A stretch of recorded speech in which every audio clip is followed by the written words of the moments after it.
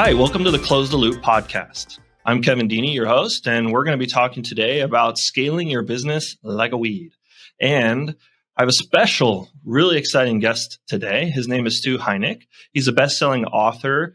He's one of the Wall Street Journal cartoonists. It's actually so awesome, some of the stuff he's done. He's a twice-nominated Hall of Fame marketer. His book, How to Get a Meeting with Anyone, was named last year one of the top 64 sales books of all time, while his next book explores a new growth strategy model based on weeds. How to Grow Your Business Like a Weed releases May 2022. So you want to get your hands on this. This is fantastic. So welcome, Stu. Hey, thank you. You can't get your hands on it yet. There's no pre-order link or anything, but I hope it's coming soon. Yeah, there's some stuff out there about it. Yeah, there's a lot. I'm talking about it a lot. And it was kind of cool. The publisher just sold the audiobook rights. So when it releases in May, by the way, that's intentional. That's when all the weeds start popping up all over the Northern Hemisphere.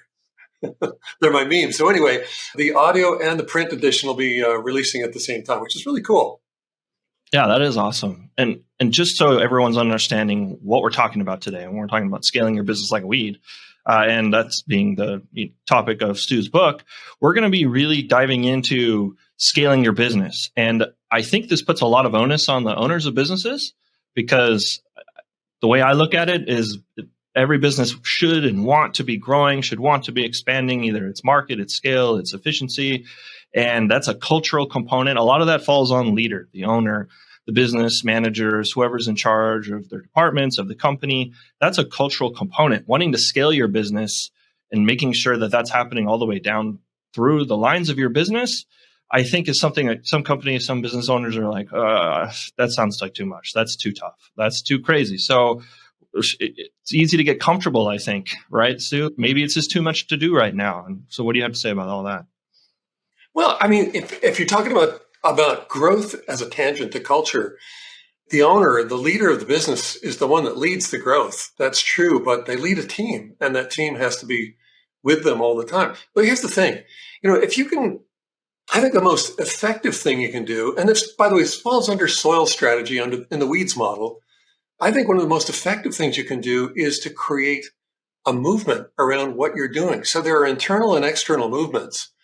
And certainly you want to start wherever it happens, but addressing your question in particular, you'd want to create an internal movement so that everyone is saying, wow, this is what we're doing. We're together for a reason. And this is a moment in time that we'll never forget. And we're going to do some really great stuff. Let's say if your company sells windows, that's not quite a movement. So you've got to create some excitement about what you're doing. So it might be that while you're selling windows, you're also doing something with Habitat for Humanity, or maybe you're giving an award out. Maybe there's an architectural award that you can give out.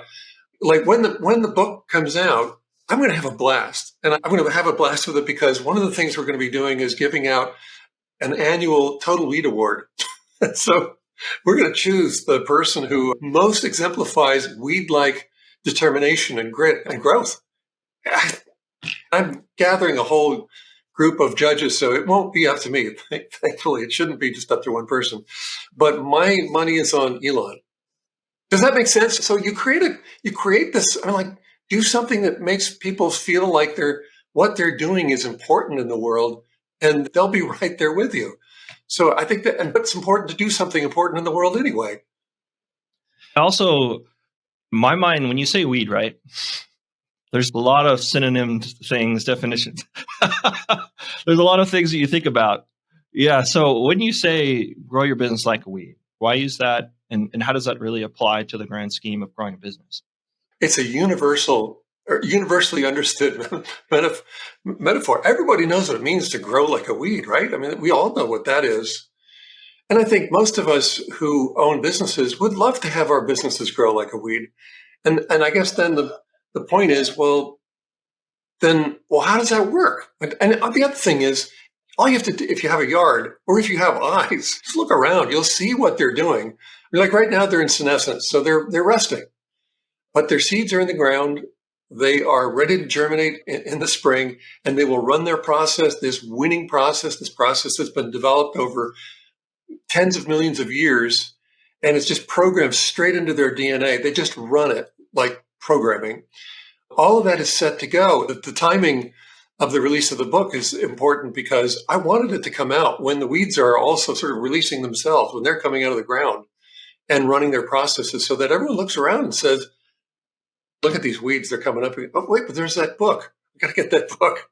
So I hope it does that. But the thing is, it is a universally understood metaphor, growing anything like a weed. But here's what I hope the book will do.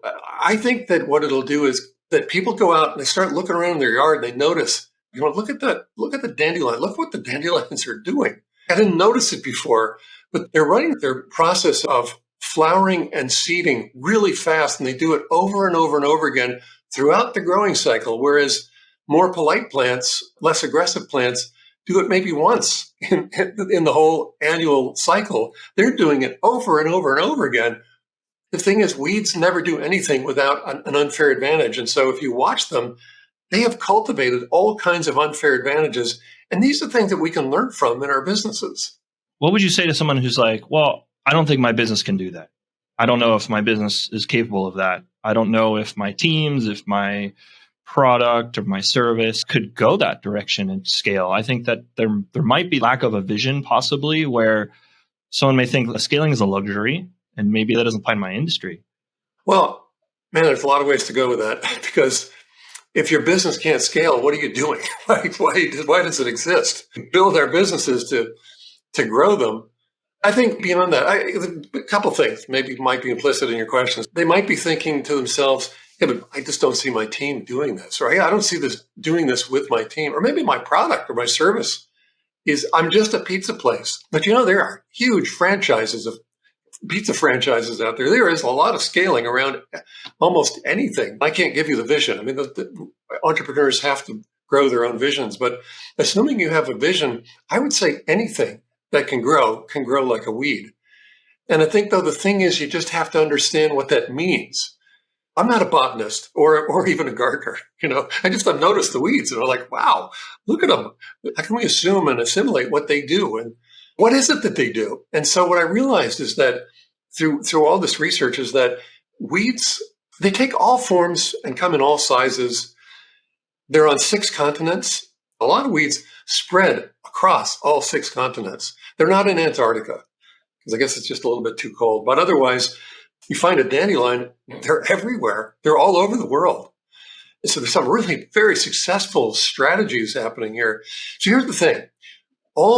I mentioned they come in all shapes and sizes, but they all follow the same formula. And isn't that interesting? There's a simple formula, but it branches out from there. They all use this incredibly aggressive mindset, and they leverage that and unfair advantages, which they cultivate and turn into force multipliers. They leverage their mindset and force multipliers against collective scale. That's what they do. They do it according to a process that is programmed into their DNA. They just run it. And that process is a miracle because it is honed over millions of years. The fossil record says that flowering plants showed up on the planet 145 million years ago. We have to assume at least some of them, or maybe most of them, I don't know, because the most successful were weeds. And so that's a long time to hone a process. But at the same time, this process is able to pivot on a dime. I mean, like, there's one weed that showed up in agricultural fields about, let's say, 10 years ago. It really started showing up. It's called water hemp. It's just a weed from hell because water hemp releases up to 4.8 million seeds. And it's an annual, so it does that every year. It's not divided over 5 or 10 years. Every plant can release up to 4.8 million seeds, and it does it every year. And so these seeds, they're like little caraway seeds. They're little tiny seeds, and they stick to everything. And so when the farmer comes through the fields and with their combine machine, they start spreading those seeds around. You're never going to get rid of this plant. Now, here's the thing.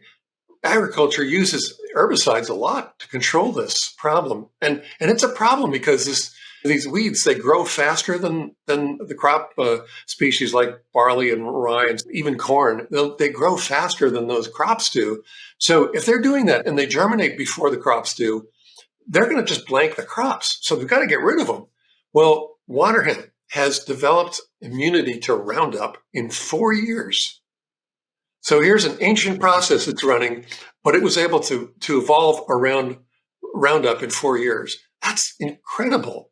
And so I think I'm still answering the question, what if my company can't do this? But we can all do this. It's just it's an attitude, it's a mindset, and it's also a process of building advantages into your company, like unfair advantages into your company, so that they become force multipliers, unique force multipliers just to you, so that your competitors can't beat you. And then you do that against collective scale. And that is how we scale. That's how everything scales, not only in the weed world, but it also is how everything scales in our world, in the business world.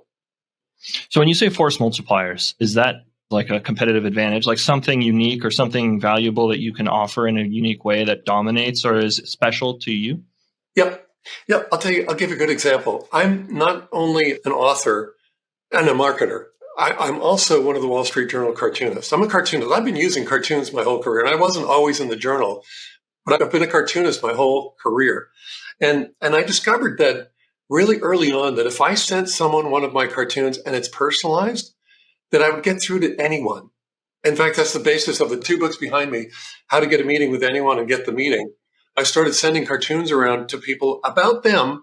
And when I first started my business, I wanted to create direct mail campaigns for publishers, for magazine publishers. So I sent this, I didn't know what to call it. I call it a contact campaign, but an 8x10 print of a cartoon, each one about each recipient. These recipients, by the way, were about 24 VPs and directors of circulation or consumer marketing at the big Manhattan-based media companies, print media companies like Time Inc. and Condé Nast and the Wall Street Journal and Harvard Business Review and Forbes, and there aren't a lot of them. So I only needed to reach out to about 24 people. So I sent this contact campaign. It's a print of a cartoon by me and about each recipient. And I said, with my note, this is the device I just used to beat the controls for Rolling Stone and Bon Appetit. I think we should put this to the test for your titles. Well, I ended up getting 100% response rate to that campaign. Actually, 100% meeting rate. All of them met with me.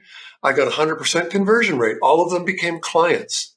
It was worth millions of dollars, and I spent about $100 on this campaign.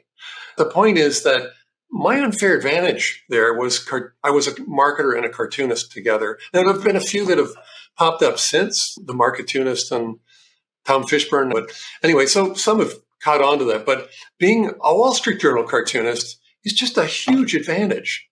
As an example, there's a huge LinkedIn group among sales. It's like the salespeople, and it's like 500,000 followers. It's called Sales Humor. So I reached out to Ken, the guy who runs it, and I said, Ken, I'm a Wall Street Journal cartoonist. I would love to contribute some of my cartoons to what you're doing. And he said, man, how can I resist? Right? So great. He's going to start running my cartoons.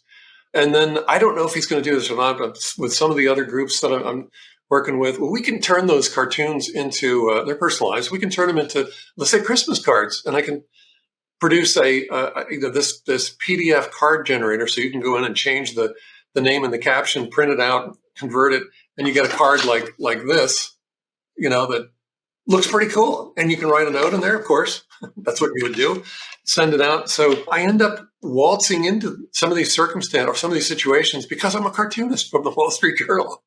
So that's an unfair advantage. Nobody else can do that. No one else can match that. That's a force multiplier, because now with Sales Humor, I'm working with Ken and I'm serving his audience, but I'm reaching an audience of 500,000 people. And that same thing happens when my cartoons, when they go into the journal itself, their circulation, last I checked, their circulation is a little over 2 million.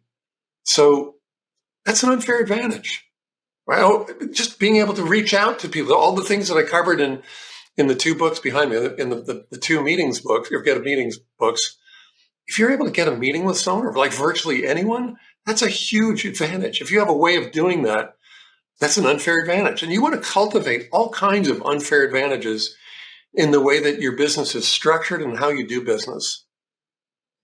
Yeah, I think of the times I've been, let's call it like a home gardener. I've planted some things and thought, I'm going to make a great garden. I'm going to eat out of my own backyard. I'm going to have a meal where it's something I've prepared for myself. I think of that kind of like the entrepreneurial mindset. I'm going to build a business. I'm going to create a department. I'm going to hire people. It's going to serve something right out of the hard work that I'm doing. But 100% of the time, the garden goes awry. The garden gets untended. Something about it goes crazy, and the weeds pop up there. And my plants that I wanted, the great setup I had, completely wilted and died. And so it's like, man, I wish these plants were more like the weed. But at the same time, at the end of the day, I'm always like, okay, this failed because of my lack of tending this or my lack of getting this thing going. So I look at that in the business world too, the application here of all of this. And I think, well, as a business owner, a business leader, when things aren't working, when things are going downhill, maybe I can change from here. Maybe that pivot. Maybe I can flip from being in the red to being in the black. But what do I do? How do I move? What direction is best for me to move from here so that I can start scaling, so that this can become successful and doesn't keep going the way that it has always gone, or that it feels like it's just going to keep going. And that pivot, maybe that change, that direction switch, I think does require a force multiplier. Where am I going to go? Where's a good advantage for me to go where I can at least take that first step and use that to get a leg up? Yeah, one of the things that, as you were telling me about your garden, I'm thinking, well, what weeds do is they take advantage of disrupted ground, don't they? I mean, you're inviting them in you're inviting them in, not because you actually said, come on in, but because when you disrupt the ground, their processes are set up so that they take advantage of it. Let me grab something real quick. So I have 2 jars here, right? One has Douglas fir cones.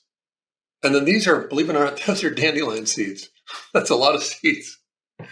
But here's the thing, and I'm surrounded by Douglas firs. They're huge trees. I think they grow maybe 150 feet. They're big. They're not sequoias, but they're big.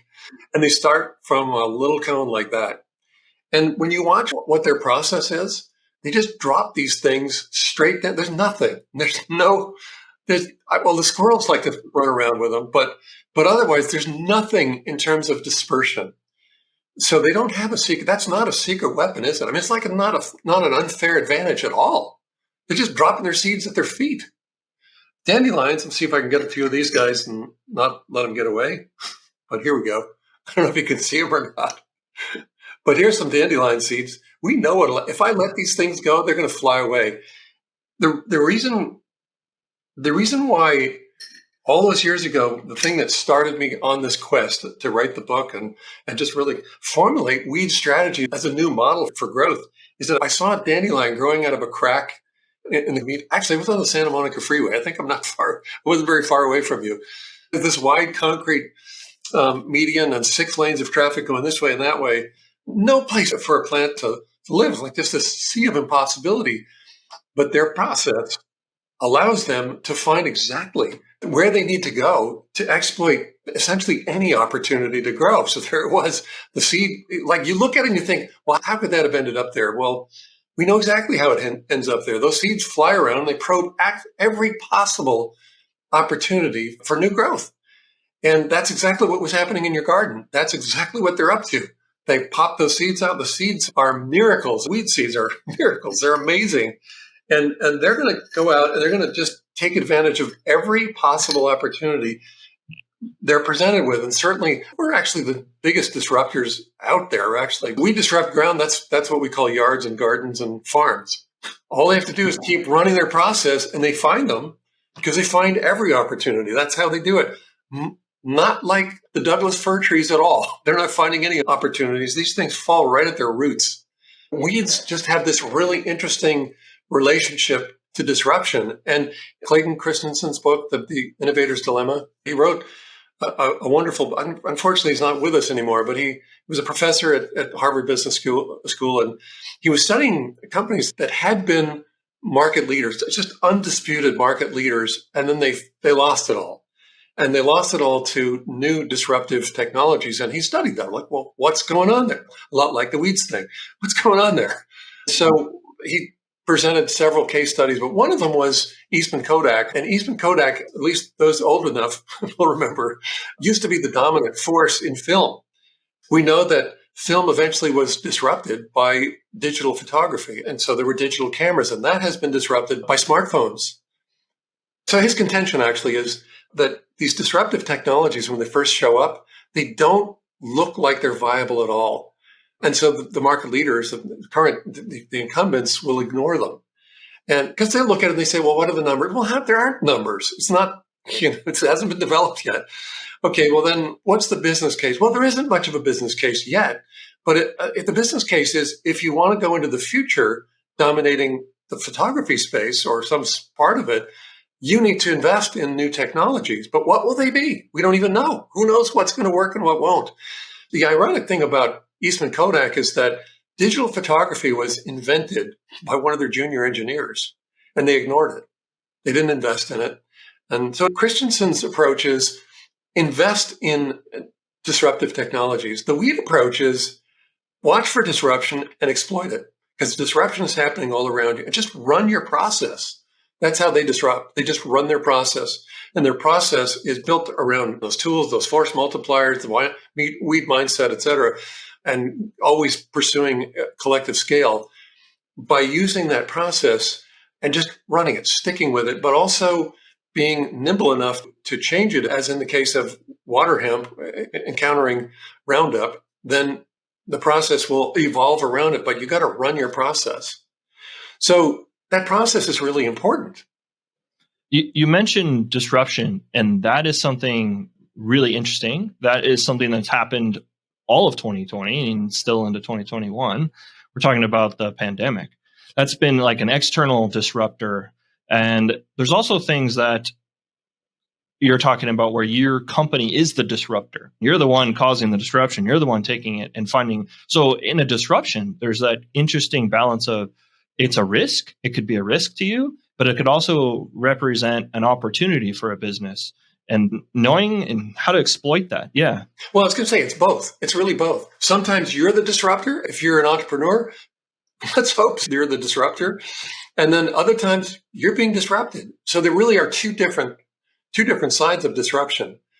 The thing that's really interesting about what we'd show us is, well, when disruption is happening, that's your opportunity. That's your opening. You don't have to invent the flying car to disrupt something. You can have your process and watch for these opportunities to disrupt. You mentioned the pandemic, and we're always being disrupted. Always. That's a constant. That's the only thing that doesn't change, is that things always change, right? But so the pandemic really gave us some really interesting insight into this, because we watched as the economy clamped down. We haven't experienced this, right? We know that there are regular disruptions. In other words, recessions. Those just happen. It's like breathing in and out. That's what the economies do. There are some businesses that we think of as being recession-proof, like gyms. People sign these long-term contracts and they continue to pay. And they continue to pay whether they go or not, whether they use it or not.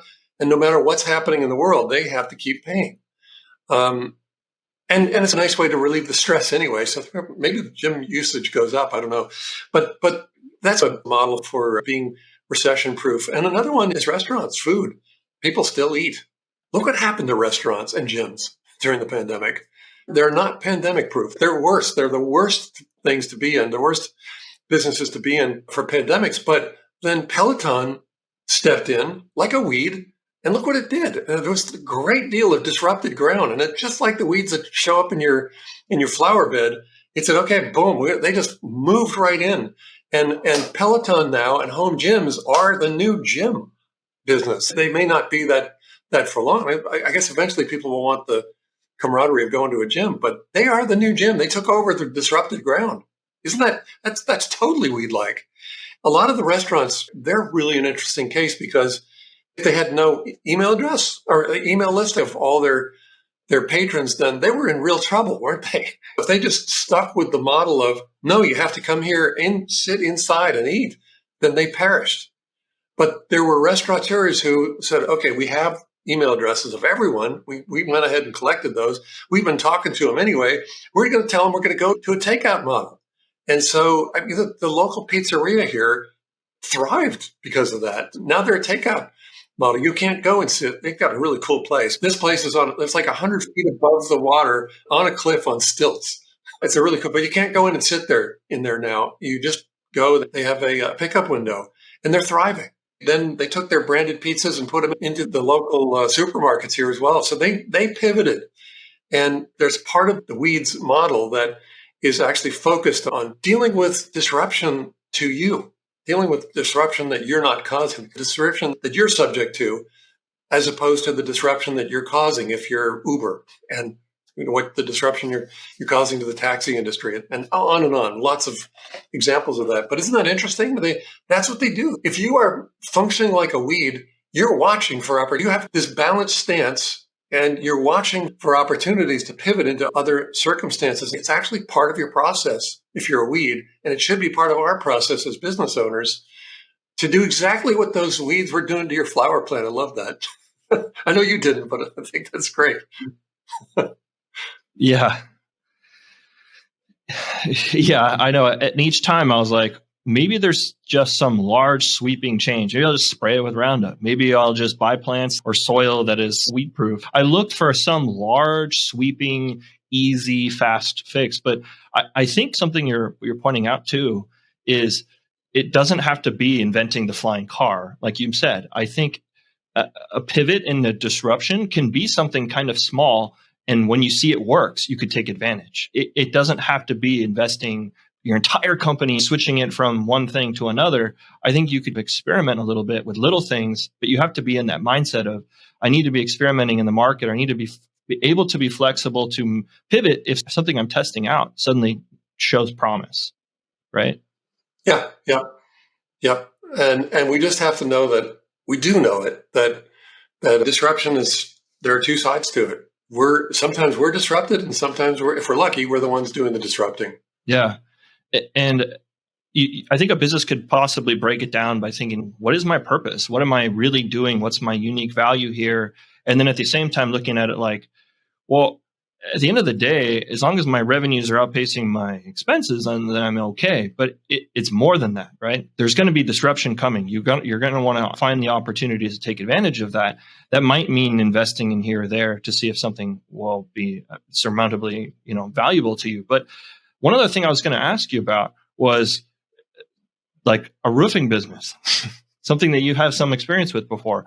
It's one of those industries where I'm like, how much innovation has there been in the last 50 years there? I mean, there's been different types of roofing material. There has been solar has started to rise up, and they've been like, you know what, we're going to replace your entire roof with solar panels. And that's disrupted the industry. But I think a lot of roofing businesses may be like, well, where's the innovation in my industry? Small changes. What are you talking about? Yeah, I mean, so roofing is an interesting business because as a homeowner or building owner, you don't need those services all the time. It's not a constant.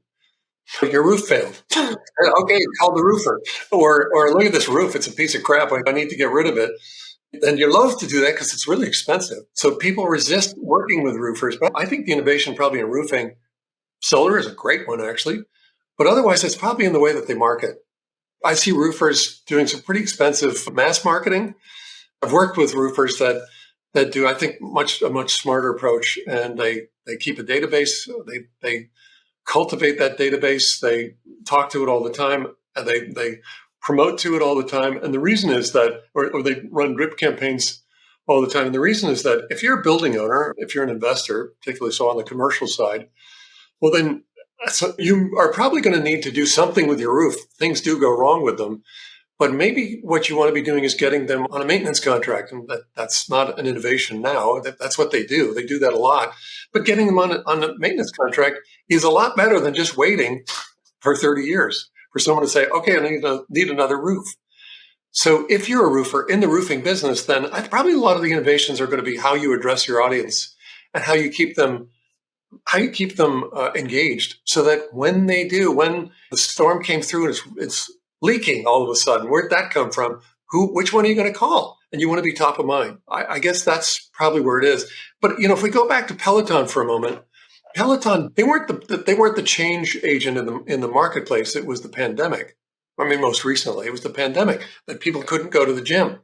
So they took advantage of that disruption. They weren't about to be disrupted themselves. They were in a great position, but they took advantage of it. They just ran their process and very quickly started getting short on inventory, and there were wait times. So that became another problem. They had to change their delivery times and gear up their production. But they took advantage of it, and they filled in the void left by membership gyms that people couldn't go to anymore. Is there anything last you'd want to leave, a final summary or statement, or anything that wasn't mentioned, anything briefly you'd like to touch on, and then, we'll close out? I think the thing that might be the most counterintuitive of all of this is to think of something that has no brain having a mindset.